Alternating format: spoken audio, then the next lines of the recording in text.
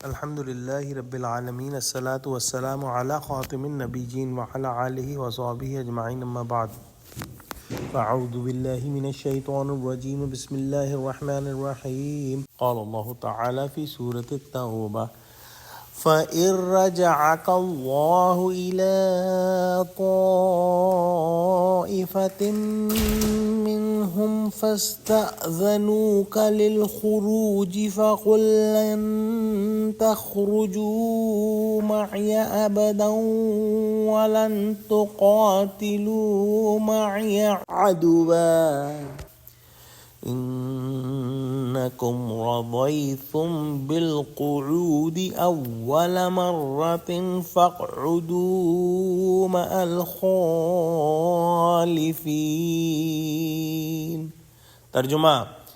پھر اگر خدا تم کو ان میں سے کسی گروہ کی طرف لے جائے اور وہ تم سے نکلنے کی اجازت طلب کریں تو کہہ دینا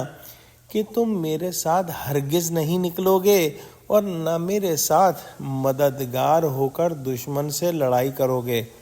تم پہلی دفعہ بیٹھ رہنے سے خوش ہوئے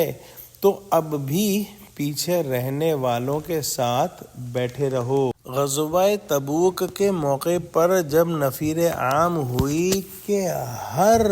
مسلمان مرد کو جو لڑائی کے قابل ہے نکلنا ہے، اور اس وقت منافقین نے بہانہ بازی کر کے جو ہے نکلنے سے اجازت لے لی اور نہ نکلے،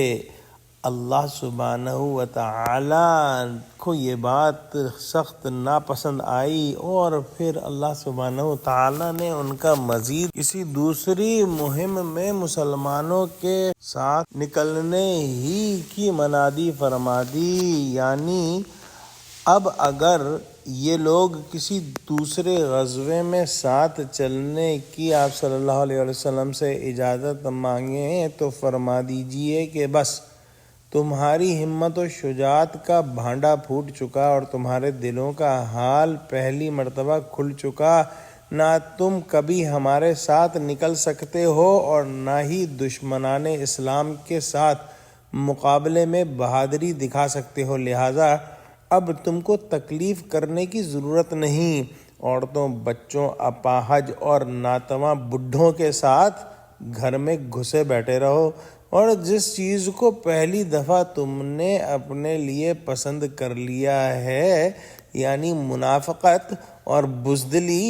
مناسب ہے کہ تم اسی حالت میں ہی مرو تاکہ اچھی طرح جو ہے وہ عذاب کا مزہ چکھو جو تمہارے رب کی طرف سے تم پر آنے والا ہے۔ یہ ایک نہایت ہی بڑی بدبختی ہے کہ حضور صلی اللہ علیہ وآلہ وسلم کا زمانہ نصیب ہوا، آپ صلی اللہ علیہ وآلہ وسلم کا ساتھ نصیب ہوا، آپ صلی اللہ علیہ وسلم کی صحبت نصیب ہوئی اور جو ہے اسلام میں داخل بھی ہو گئے، لیکن اس کے باوجود دنیا کی محبت میں پڑ کر حق کا راستہ چھوڑ دیا اور بدترین راہ پر پڑ گئے، یعنی منافقت کی راہ پر پڑ گئے۔ کافر تو مسلمان ہوئے ہی نہ تھے اور ان کو کلمہ کہنا نصیب ہی نہ ہوا تھا، یہ بدبخت تو مسلمان ہو کر پھر جو ہے انہوں نے پسپائی اختیار کی اور منافقت کا راستہ اختیار کیا، اور پھر ان کو یہ سزا دی گئی کہ اب وہ مسلمانوں کے ساتھ شامل ہو کر جہاد نہیں کر پائیں گے۔ دعا کرتے ہیں کہ اللہ سبحانہ و تعالی ہم کو قرآن کا فہم عطا فرما، ہم کو سچوں سے جوڑے اور ہم کو صراط مستقیم پر قائم فرما دے، آمین۔ وآخر دعوانا الحمد للہ رب العالمین۔ السلام علیکم ورحمۃ اللہ وبرکاتہ۔